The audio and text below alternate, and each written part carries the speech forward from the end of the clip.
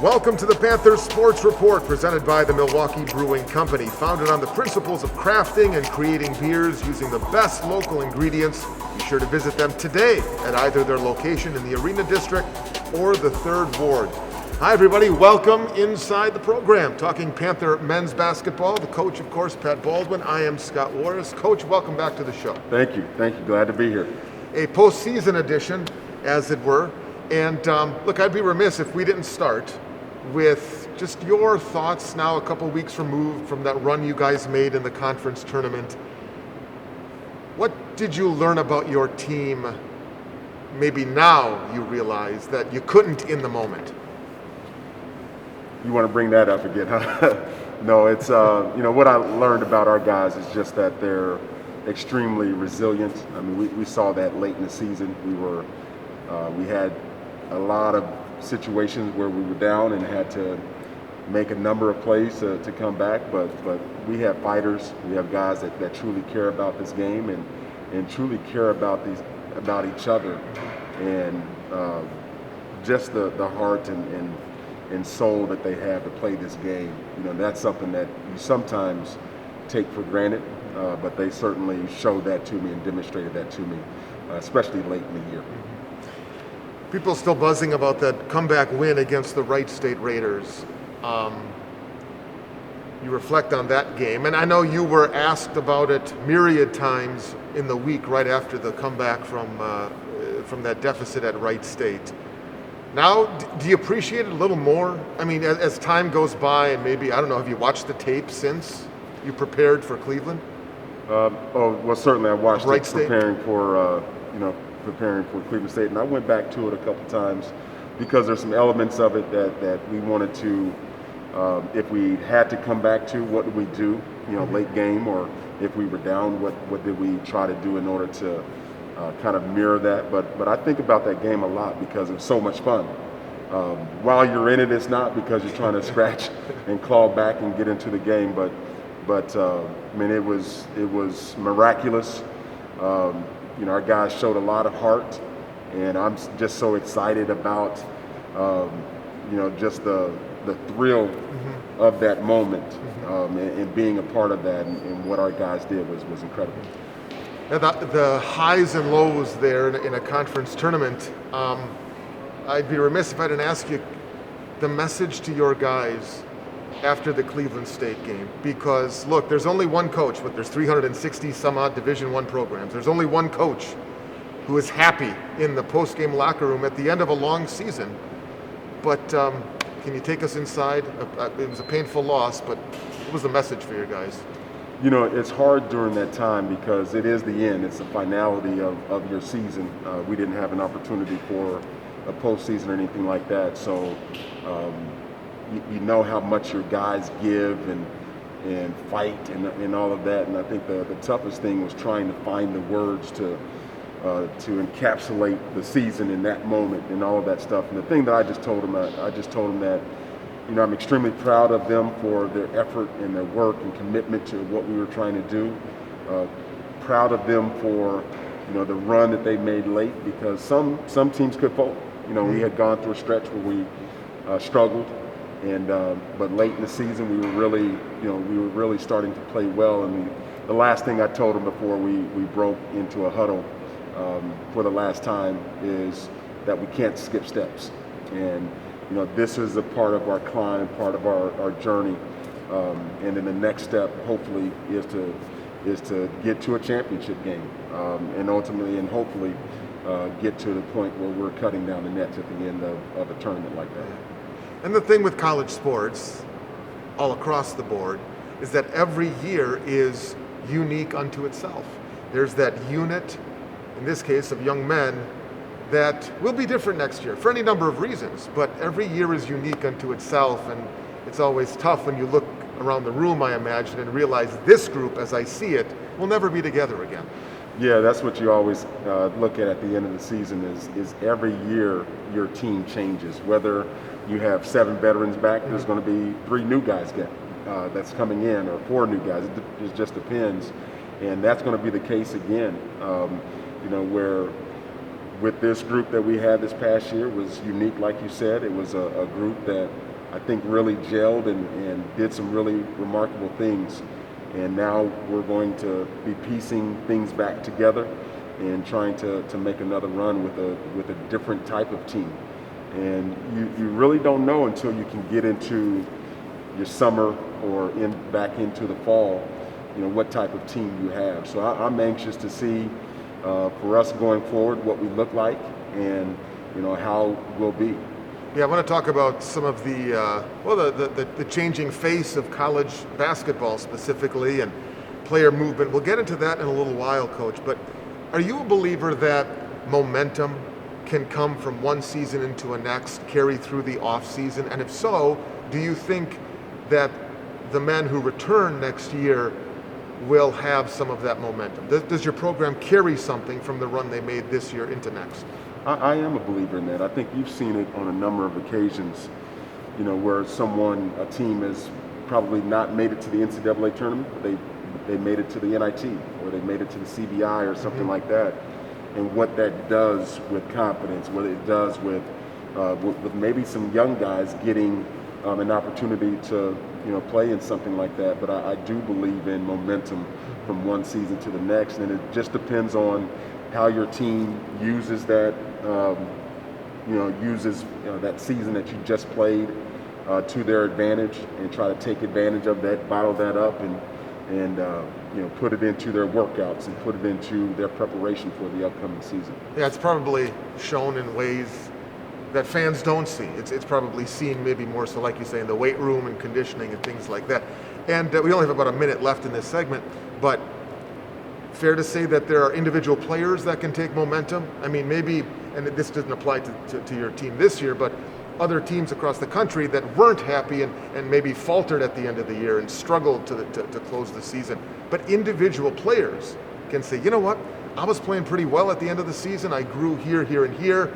So there's individual momentum as well across the board, not just as a unit as a whole. Oh, no question about it. I think we have some guys on our team that are looking forward to that because they felt like they were playing at a high level or getting to that high level that we would hope that they get to. And I'm looking forward to them propelling their game and helping us be in an even better situation next year. Yeah. Well, speaking of next year, we'll get to that in the next segment, Coach, because the landscape of college athletics is changing. Fundamentally, it's changing with player mobility, player movement, and things like that. So I'm curious to get your thoughts on that change in the sport as we continue. Next segment is just moments away. Stick around. The Panthers Sports Report, presented by the Milwaukee Brewing Company, continues. Panthers Sports Report, presented by the Milwaukee Brewing Company. We are here in their atrium, by the way. Beautiful natural sunlight. Yes, love it. Glowing down on us. Have you watched I'm sure you have. A silly question. Well, maybe you've watched the NCAA tournament. Here as we tape, we're approaching the Final Four. What are your thoughts? What are your takeaways on what you've seen from the field this year? Well, I've always been a fan of the NCAA tournament and the intrigue and just the, always looking forward to the outcome of how a game transpires. So I've been watching. I've been keeping tabs on it. There's some really good teams out there.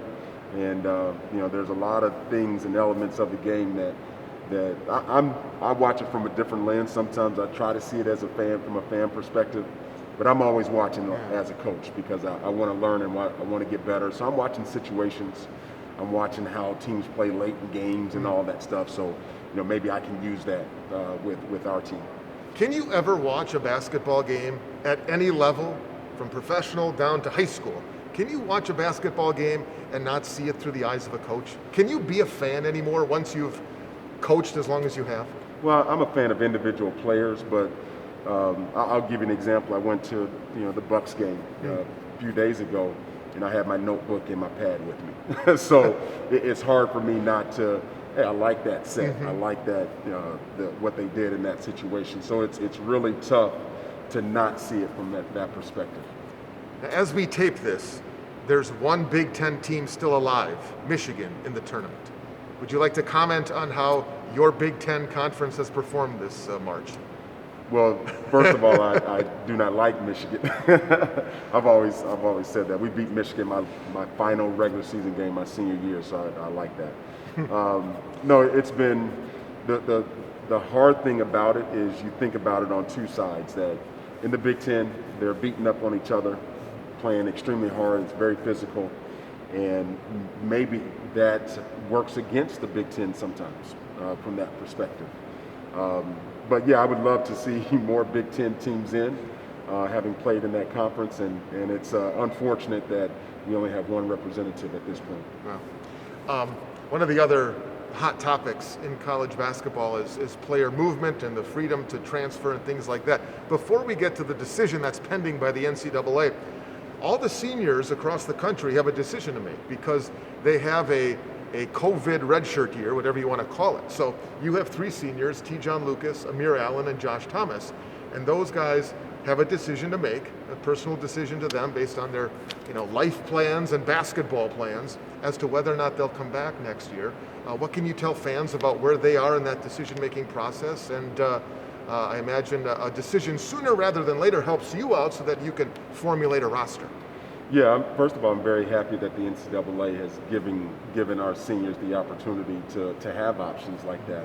And just because of COVID and what it did to our season last year, and obviously what's transpiring from this past season. The thing about our three seniors that I love about them is they do have options and they do have opportunities, and this is theirs.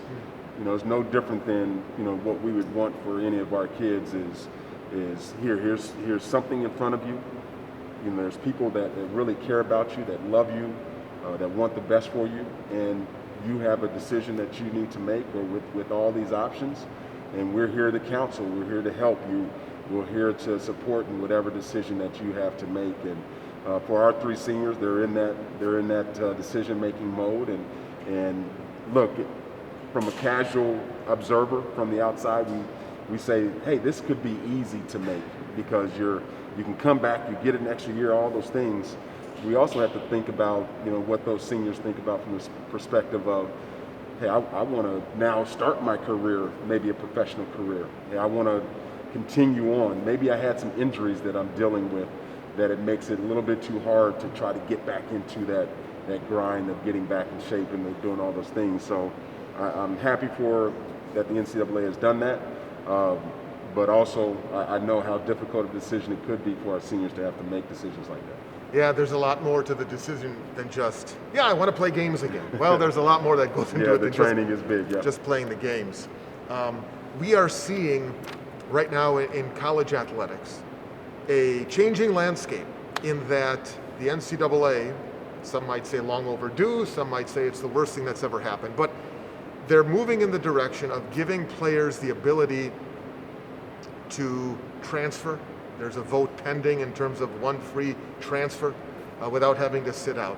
The transfer portal, everybody talks about the transfer portal, but players now have more freedom, and they probably will continue to have more freedom to move from one school, one team to another than the options you had as a player.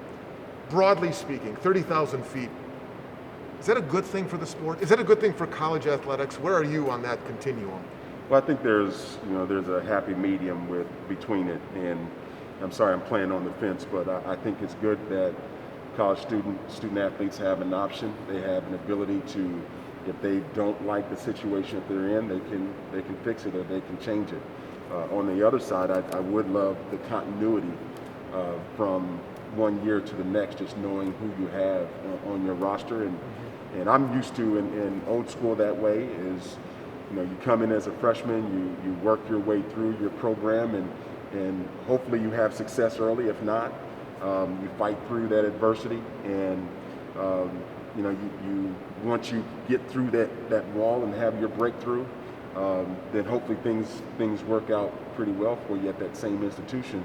But now kids are given the freedom; they have that option of choosing if this program is the right fit for me, and I can see. Especially for freshmen at this point, when they came in this year, a lot of them are even kids that maybe come in from a 2-year program. I didn't get a chance to visit. I didn't get a chance to meet my teammates that I was going to be with. And then I found out that this wasn't the right place for me. So having that option, I think, is good for them. Hopefully we find a way to make the system work the right way so that there's not this total influx of transfer or outflux, if that's a word. But it's the transfer portal is huge. There's a lot of kids out there, and hopefully those who are deciding that they want to transfer find what they're looking for. It is amazing. It changes, we have a couple seconds left, but it fundamentally changes how you and your staff go about your jobs on a day-to-day basis in terms of seeing who's out there, what flexibility do we have on the roster. It's almost a professional-like approach in some ways to the sport. No question about it. I'm the head coach / GM now and trying to reconstruct teams, and I'm sure many other coaches across the country are doing the same way and thinking the same way. All right, we'll take another quick break. We'll look ahead to the Panthers, let's see here, 2021-2022 campaign as we continue with more of the Panthers Sports Report presented by the Milwaukee Brewing Company. Final segment with Panther men's basketball coach Pat Baldwin here on the Panthers Sports Report presented by the Milwaukee Brewing Company. That's where we are. Hopefully you can stop out here as the weather warms and enjoy this venue as well. Coach, COVID is still a part of our lives. It's still going to be part of next basketball season, hopefully maybe not as severely.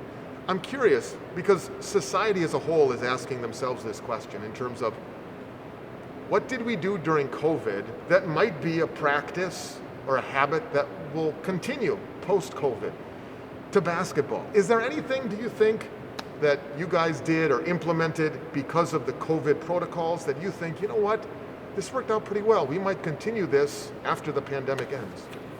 I think there were a lot of measures that we took once COVID hit back in March of last year, and we're still dealing with it at this point.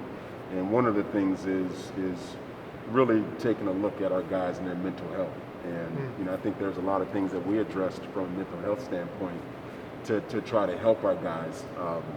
And I thought that was really good, and we'll continue that as we go on. And I don't know if we were looking at it as deeply and as strongly as we did once COVID hit and we really got into it.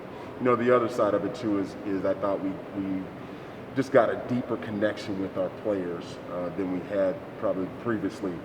I know I did in our past few years, and we just started learning more about them. We started asking more questions and getting more feedback from them, and we'll continue to do that because that's extremely important. Sometimes we just get caught up into basketball and training and all of that, but we don't step off the court and ask a lot of the meaningful questions that need to be asked and that we need to hear from our student athletes. So we'll continue that as we move forward and get better in that area, and hopefully that translates to our young men having a better basketball experience, but also a better life and college experience as well. Plus, it just kind of sews the fabric of the team and the program that much tighter. No question about it, and we learned a lot about each other, and I'm fascinated to see how our guys feel, about that after hopefully this goes away a little bit. What's at the top of the to-do list when it comes to improving Panther men's basketball? Where do you guys want to improve as a unit? Well, I think, the first thing is we looked at, in our staff, we had a meeting and we talked, and we have several meetings, and we talk about, just where we're at with our program, what we need to improve on. The areas that we definitely want to get better at is on the defensive end. We want to be the best in our conference. We want to be one of the top in the country as far as defensive field goal percentage and three-point defensive field goal percentage. And if you look at the teams that are in the NCAA or that are winning or successful, they're at the top of their league, and they're doing a great job. The other area that we want to improve is improve our shooting numbers. And I think if you look at some of the best teams that either win their leagues or still remaining in the NCAA tournament, they shoot the ball well. They're efficient, and they score whether it's inside or out. And those are the areas that we want to get better at. We really attack that, and we're still looking at from a chemistry standpoint, finding the right pieces. We feel like we have a good crop of guys that are coming back and that are in our program, but I think it's really important that we find the right pieces that fit with the guys that we currently have. We want size. We're looking at that, and just looking at guys that will help our chemistry and continue with the chemistry that I felt like we built going into the latter part of the season. You talked a lot about the character of this particular team, this past season's squad, and I know that you and your staff put a high priority on character. A lot of coaches say that, but you guys say it and you followed through. Just look at the personality of these guys that we've come to know and love over the last couple of years, but especially this past season. How do you recruit character? How do you go out? I mean, it's one thing to go into a high school gym or an AAU tournament and say, okay, that kid can handle the ball, that kid can shoot, that kid can play defense. Okay, check the box. How do you learn about a potential player's character? How do you recruit that? Yeah, I don't think that's tricky at all. I think you just have to ask a ton of questions. You have to talk to the right people.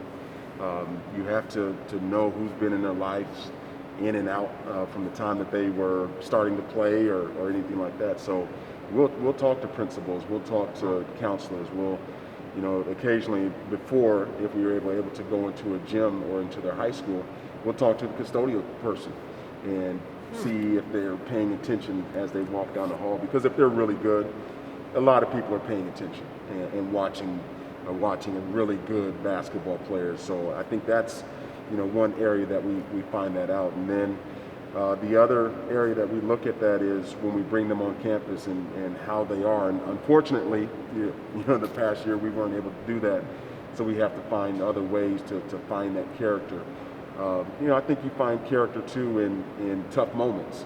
When we're watching kids, whether it's on film or in person, we like to see how they are in a tough situation, whether they're in a game where maybe they're losing. How do they react to that? How do they respond? We look at character, and I know a lot of times I do this is I watch a kid, going to the water cooler. How are they talking to their teammates? Are they bringing water over to their teammates if they're sitting out? Those little things really, really mean a lot. And then the last part of it is, how do they treat their parents? Because I think that's a way, their parents are spending a lot of time with them, just like we will as coaches. And if they're treating their parents right, if they're minding what their parents are telling them to do and discipline from that standpoint, and are really good kids, I think we, at that point, should know what we're getting into with the kids that we have. Which is a really good lesson for young players and young kids out there who want to get noticed by a coach. When they're not in the game, the recruitment doesn't stop. Absolutely. Coaches are still watching you when you're, on the bench or whatever the case may be. All right, the only non-basketball question I will ask you here. Do you have a summer vacation plan? Are the Baldwins heading somewhere? Do you get away from all of it as much as you? We can travel a little bit more now in COVID, more so than last summer certainly. So anything you and the family is going to do to just get away from it all once everybody's out of school? Well, I could tell you what my family would love to do, but the opportunities that they have sometimes don't exist with older kids, and my kids are pretty active in sports. Can you still have family vacations anymore? We can. Last year was a little bit tougher, but you still can. As they got older, they want to do a little bit more extravagant vacations, further places. My vacation is to rest. That's what I would hope it to be. My kids, my wife, they love to travel and walk and tour the town on foot. That makes me a little bit more exhausted. Coach, appreciate the time. Thanks for the run you gave us and everybody here in town in the conference tournament. And we'll be following along the way the rest of the off season, and November will be here before we know it, I know. Absolutely. Thank you very much. All right, there's the coach, Pat Baldwin. More hops in his playing day than a brewery. Told you I was going to use that line. Thanks for watching this edition of the Panthers Sports Report, presented by the Milwaukee Brewing Company.